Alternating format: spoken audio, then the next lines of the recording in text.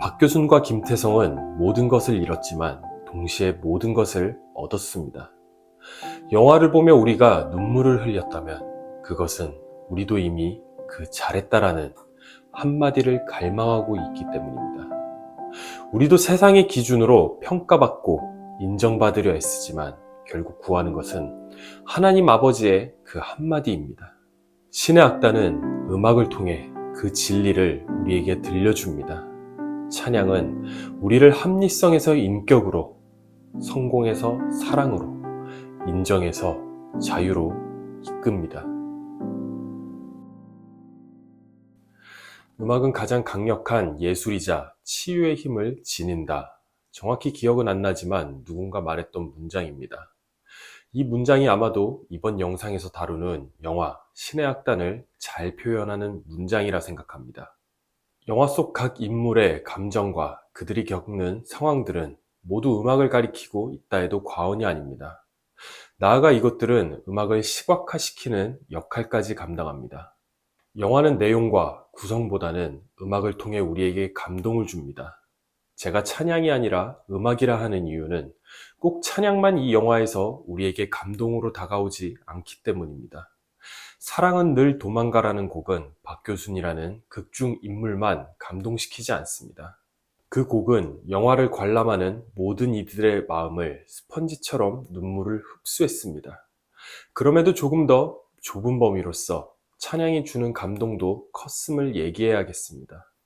어떤 분께서는 광야를 지나며 라는 곡을 들으면서 나는 기독교를 믿지 않지만 그들의 신앙이 어떻게 생기고 단단해지는지 이 노래 하나로 설득됐다고 댓글을 다신 분을 보았습니다.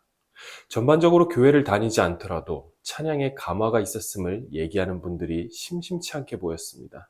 그리고 음악은 영화를 감상하는 사람들의 마음만 바꾸지 않습니다. 극중 인물들의 마음도 바꿉니다. 박시우 배우가 맡은 박교순이라는 인물과 정진훈 배우가 맡은 김태성은 예수쟁이들을 잡아 고문하고 죽이는 존재들이었습니다. 심지어 친척이라 할지라도 자비는 없을 정도로 무자비했습니다. 신의 악단의 보컬로 선정된 그들은 찬양을 연습하고 부르면서 자신들이 얼마나 힘든 삶을 살고 있는지를 돌아보게 됩니다. 끝없이 걷지만 끝은 보이지 않는 광야에 갇힌 것 같은 김태성. 오부장 자리를 쟁취할 수 있을 것 같지만 쟁취하지 못해 이별의 아픔을 겪는 박교순의 모습은 자신들이 스스로 원하는 것을 쟁취할 수도 없는 연약한 존재라는 것을 깨닫게 됩니다. 그런 자신들의 처지를 돌아보며 찬양을 부르는 가운데 그들은 점차 예수쟁이의 모습으로 변모합니다. 나아가 그들과 함께 공연을 준비하는 승리 악단과의 관계에도 변화를 맞이합니다. 악단 단원들은 박교순과 김태성을 비롯한 북한 정당에서 혐오하는 예수쟁이들이었습니다. 박교순과 김태성은 이들을 어떻게 잡아 승진의 기회를 만들어낼 수 있을지 혈안이 된 인물들입니다. 그러니 그들에게 승리 악단은 그저 힘없는 먹잇감으로 보일 수밖에 없습니다. 영화 중간에 아코디언의 리드를 놓고 박교순과 승리 악단이 서로를 의심하며 떠보는 상황은 영화의 긴장을 높입니다. 그러나 시간이 흐르면서 그들은 함께 찬양을 연습하고 기도하는 가운데 서로를 의심하는 존재에서 의존하는 존재로 변합니다. 총과 칼로 바꿀 수 없었던 마음을 음악으로 바뀌게 된 것입니다. 어떤 분께서 광야를 지나며를 부르는 김태성의 모습을 사울에서 바울로 변화되는 모습이라 올리신 댓글을 보았습니다. 일리가 있다고 생각한 댓글이었습니다. 예수를 믿는다는 건 어떻게 이루어질까요? 우리는 흔히 변증을 잘하고 기독교가 합리성을 갖추면 전도에 수월할 것이라 생각합니다. 그러나 그렇지 않습니다. 기독교는 원래 말이 안 되어야 맞습니다. 아마도 우리가 실수하는 모습 중 하나가 기독교를 말이 되도록 만들려는 시도일 겁니다. 생각해 보시기 바랍니다. 신이라는 무한이 왜 굳이 유한이라는 육신을 입고 이 땅에 오시는 걸까요? 바울의 표현을 빌리자면 왜 예수는 하나님과의 동등됨을 취하지 않은 것일까요?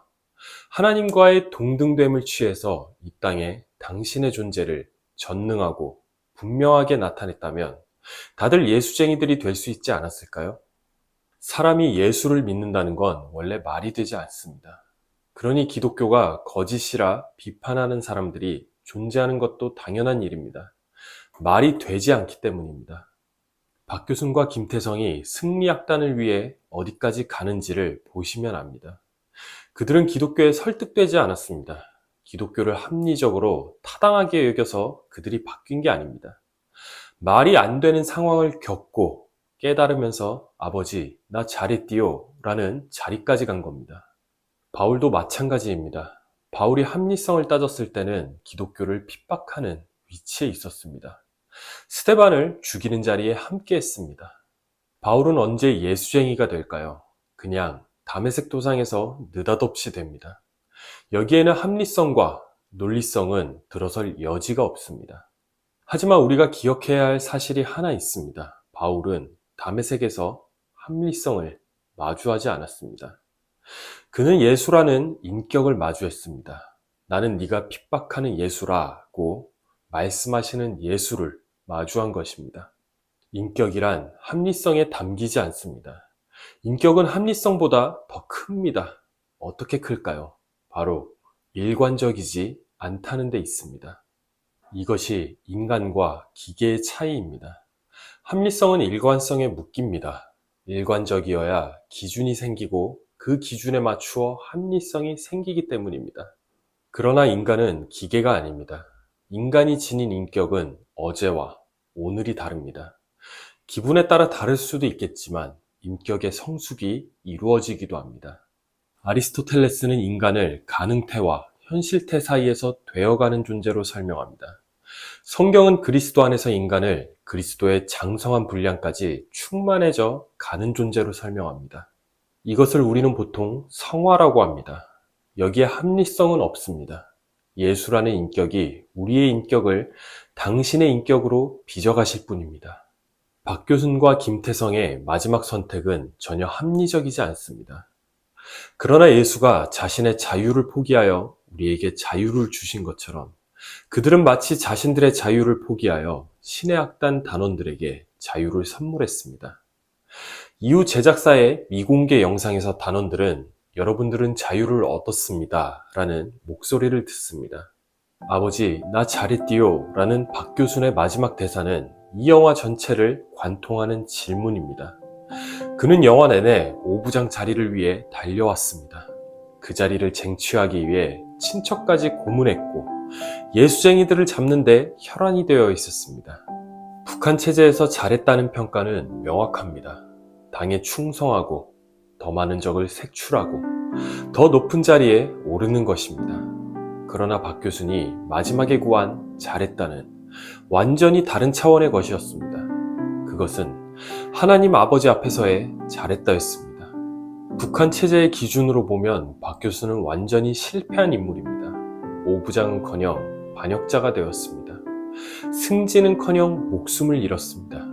그런데 그는 하나님께 자신이 잘했냐며 묻습니다. 이 질문이 향하는 곳이 어디인지가 중요합니다. 그는 더 이상 당에 묻지 않습니다. 하나님 아버지께 묻습니다. 승진과 인정을 향해 달려왔던 그가 최종적으로 구한 것은 하나님의 한마디였습니다. 수고했다, 잘했다 라는 그 한마디 말입니다. 김태성도 마찬가지입니다. 그는 끝없는 광야를 걷던 사람이었습니다. 아무리 걸어도 끝이 보이지 않는 삶을 살았습니다. 그러나 그는 찬양을 부르면서 깨달았습니다. 자신이 광야에 있는 이유는 길을 잃어서가 아니라 하나님이 광야에서 만나주시기 때문이라는 것을 말합니다. 이스라엘 백성이 광야에서 만나를 먹고 하나님을 경험했듯이 김태성도 광야 같은 삶 속에서 하나님을 만났습니다. 박교순과 김태성은 모든 것을 잃었지만 동시에 모든 것을 얻었습니다. 영화를 보며 우리가 눈물을 흘렸다면 그것은 우리도 이미 그 잘했다라는 한마디를 갈망하고 있기 때문입니다. 우리도 세상의 기준으로 평가받고 인정받으려 애쓰지만 결국 구하는 것은 하나님 아버지의 그 한마디입니다. 신의 악단은 음악을 통해 그 진리를 우리에게 들려줍니다. 찬양은 우리를 합리성에서 인격으로, 성공에서 사랑으로, 인정해서 자유로 이끕니다.